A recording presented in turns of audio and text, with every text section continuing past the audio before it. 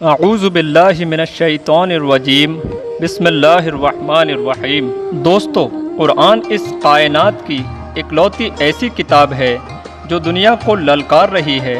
چاہے اس کے ماننے والے ہو یا نہ ماننے والے،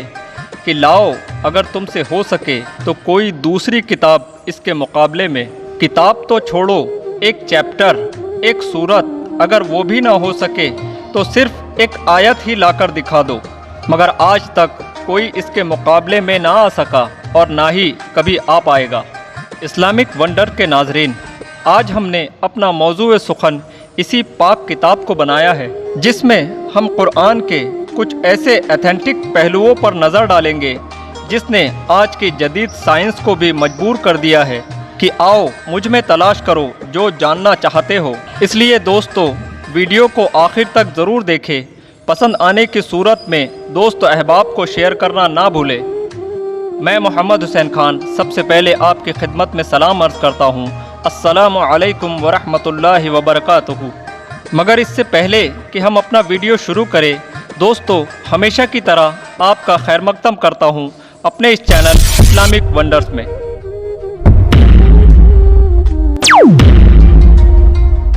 ساتھ ہی ناظرین، اگر آپ ہمارے اس چینل پر نئے ہو اور اگر ابھی تک آپ نے ہمارے اس چینل کو سبسکرائب نہیں کیا ہے تو آپ سے گزارش ہے کہ ہمارے اس چینل کو سبسکرائب ضرور کریں، ساتھ ہی لگا بیل کا آئیکن بھی پریس کر دیں تاکہ اس سے آنے والے نئے ویڈیو کے نوٹیفیکیشن آپ کو بر وقت ملتے رہے۔ دوستو، اگر آپ اسلام کے عجیب و غریب فیکٹس جاننے کا شوق رکھتے ہیں، آرٹیکلز پڑھنا یا حدیثوں کے جاننے کا شوق رکھتے ہیں تو آپ سے گزارش ہے کہ ہمارے ویب سائٹ پر بھی ضرور وزٹ کریں۔ انشاءاللہ ہم اس ویب سائٹ پر بھی اسی طریقے کے مضامین پر آرٹیکلز پیش کیا کرتے ہیں۔ ڈسکرپشن میں ہم نے لنک دیا ہوا ہے جہاں سے آپ بآسانی ہمارے ویب سائٹ پر وزٹ کر سکتے ہیں۔ تو چلیے ناظرین، بلا تاخیر اپنا ویڈیو شروع کرتے ہیں۔ خواتین و حضرات،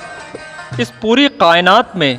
قرآن کے علاوہ ایسی کوئی دوسری کتاب نہیں جو اتنی مستند یا اتھینٹک ہو، کیونکہ وہ ساری کتابیں ہمارے ذہن میں اٹھنے والے سوالوں کے جوابات نہیں دے پاتی، لیکن وہیں قرآن میں ہمیں ہر سوال کا جواب مل جاتا ہے، بس ہمیں ڈھونڈنا آنا چاہیے، مطلب آپ میں اسے سمجھنے کی مہارت یا صلاحیت ہونی چاہیے۔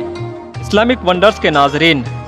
آج اس ویڈیو میں ہم قرآن کی ایسی ہی حیرت انگیز 7 ونڈرز آف قرآن کا ذکر کریں گے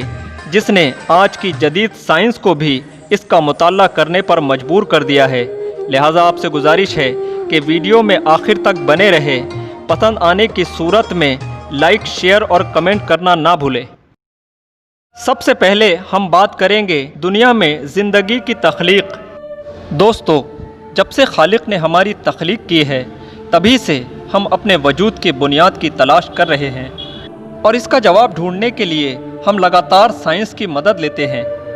لیکن کیا آپ کو پتہ ہے کہ قرآن نے ہمیں 1500 سال پہلے ہی بتا دیا کہ اللہ نے ہماری تخلیق پانی سے کی؟ ہماری کیا، اس ساری دنیا میں جو بھی زندہ مخلوق ہے سب میں 80% پانی ہوتا ہے، اور یہ بات جان کر آپ کو حیرانی ہوگی کہ اس کا خلاصہ 19ویں صدی میں مائکروسکوپ کے ایجاد کے بعد ہی ہو پایا ہے۔ اس کا ذکر قرآن میں سورہ نور آیت نمبر 45 میں اللہ تعالیٰ نے کچھ اس طریقے سے کیا ہے،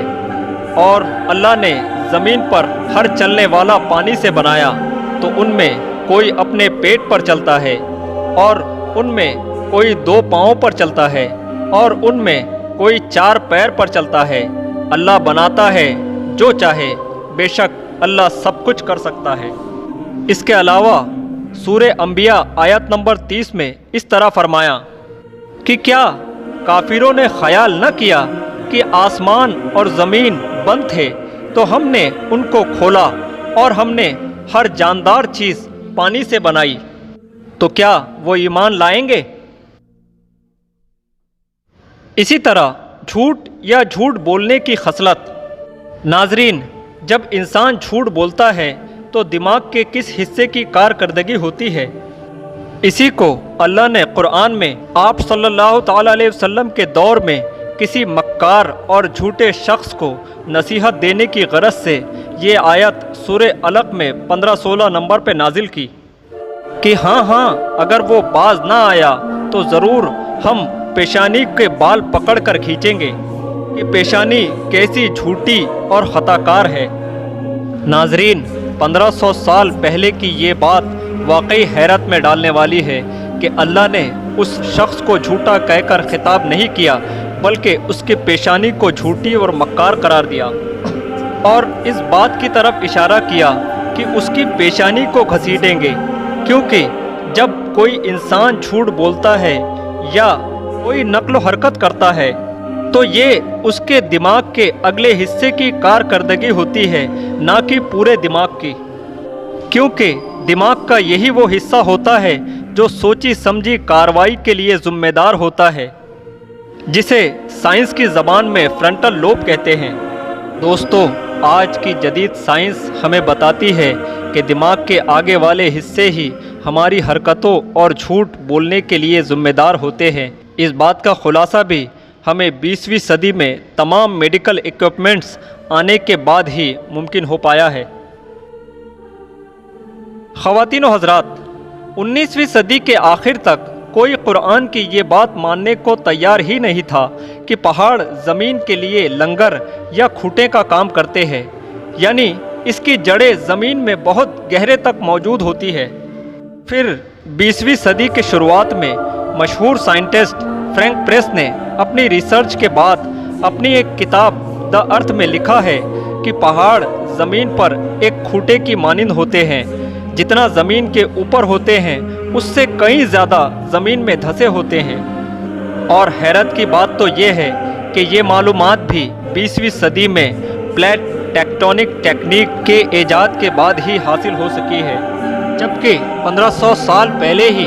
اللہ نے قرآن سورہ النبا آیت نمبر 6 اور 7 میں اس کی طرف اشارہ فرما دیا اور فرمایا، کیا ہم نے زمین کو بچھونا نہ کیا اور پہاڑوں کو بڑی بڑی کیلوں کی طرح زمین میں نہیں گڑا دیا؟ اس کے علاوہ سورہ انبیاء آیت نمبر 31 میں کچھ اس طریقے سے ارشاد فرمایا، اور زمین میں ہم نے لنگر ڈالے کہ انہیں لے کر نہ کانپے، اور ہم نے اس میں کشادہ راہیں رکھی کہ کہیں وہ راہ پائے۔ خواتین و حضرات، اب بات کرتے ہیں پین ریسیپٹرز، یعنی درد کو محسوس کرنے کی صلاحیت۔ تو ناظرین، 19ویں صدی تک یہ بات عام تھی کہ کچھ محسوس کرنا صرف دماغ ہی کی صلاحیت ہے، حالانکہ حال ہی میں کی گئی کئی ریسرچوں میں یہ دیکھا گیا ہے کہ درد کو محسوس کرنے والے ٹیشوز ہماری کھال پر ہی موجود ہوتے ہیں، جن کے بنا درد کو محسوس کر پانا ناممکن ہوتا ہے۔ اور یہ معلومات بھی اس صدی کی سب سے بڑی معلوماتوں میں سے ایک معلومات ہے، لیکن اللہ نے قرآن میں سورہ نساء آیت نمبر 56 میں کب کے اس کی طرف اشارہ کر چکا اور فرمایا، جنہوں نے ہماری آیاتوں کا انکار کیا جلد ہی ہم ان کو آگ یعنی جہنم میں داخل کریں گے، اور جب کبھی ان کی کھالیں پک کر پگھل جائیں گی ہم ان کے سوا اور کھالیں انہیں بدل دیں گے کہ عذاب کا مزہ لے، بے شک اللہ غالب حکمت والا ہے۔ ناظرین، حیران کر دینے والی بات یہ ہے کہ اللہ نے صاف صاف اشارہ کیا کہ تکلیف برداشت کرتے ہوئے جب ان کی کھالیں نکل جائیں گی تو ہم انہیں اس کی جگہ دوسری کھال دے دیں گے تاکہ درد کی تکلیف ہمیشہ محسوس کرتے رہے۔ دوستو، اسی سلسلے میں اگر ہم آئرن کی بات کریں یعنی لوہے کی، تو آج سائنس بھی یہ بات ماننے پر مجبور ہو گیا ہے کہ لوہا ہماری اس زمین کا نہیں ہے، بلکہ یہ کسی دوسری دنیا یا جگہ سے آیا ہے۔ آج سائنس اس بات کو تسلیم کرتا ہے کہ لاکھوں سال پہلے لوہے سے بھری الکا پنڈ جو کہ بہت بڑی تعداد میں زمین سے ٹکرائی تھی، جس کے کارن یہ لوہا ساری دنیا میں پھیل گیا۔ سب سے حیران کر دینے والی بات تو یہ ہے کہ یہ جانکاری بھی ہمیں 19ویں صدی کے آخر میں ہائی ٹیک ٹیکنالوجی کی مدد سے ہی حاصل ہو سکی، جس کا تذکرہ قرآن میں اللہ نے سورہ الحدید آیت نمبر 25 میں فرمایا ہے کہ بے شک ہم نے اپنے رسولوں کو دلیلوں کے ساتھ بھیجا اور ان کے ساتھ کتاب اور عدل کی ترازو اتاری کہ لوگ انصاف پر قائم ہو، اور لوہا اتارا، اس میں سخت آنچ یعنی نقصان اور لوگوں کے فائدے اور اس لیے کہ اللہ دیکھے جو بے دیکھے اس کی اور اس کے رسولوں کی مدد کرتا ہے، بے شک اللہ قوت والا غالب ہے۔ اگلا ہے سورج کا گردش کرنا۔ تو ناظرین، ایسے ہی 15ویں صدی سے 20ویں صدی تک سب کا یہی عقیدہ تھا کہ سورج ایک جگہ ٹھہرا ہوتا ہے اور باقی سیارے اس کے ارد گرد چکر لگاتے ہیں، لیکن آج کی جدید سائنس ہمیں بتاتی ہے کہ سورج ایک جگہ نہیں رکا ہوا ہے، بلکہ وہ بھی اپنی گیلیکسی کے چکر لگاتا رہتا ہے۔ دوستو، قرآن کا یہ انکشاف واقعی حیرت میں ڈالنے والا ہے کہ اللہ نے قرآن میں سورہ انبیاء آیت نمبر 33 میں فرمایا،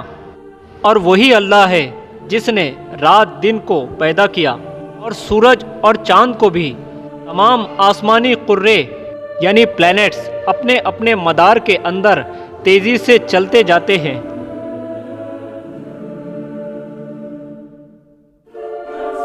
ناظرین، اب نمبر آتا ہے یونیورس ایکسپینشن کا، یعنی کائنات کی توسیع۔